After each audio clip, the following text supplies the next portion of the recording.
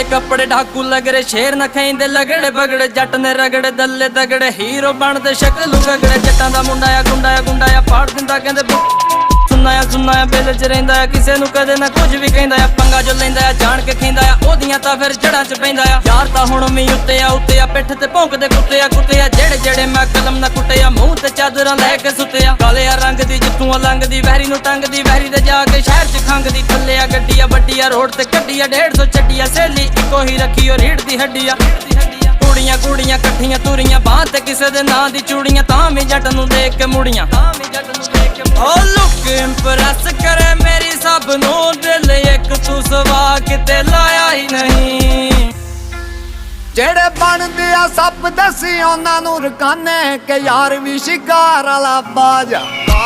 ਦੁਨੀਆ ਦੀ ਇੱਕ ਉੱਤੇ ਪੈਰ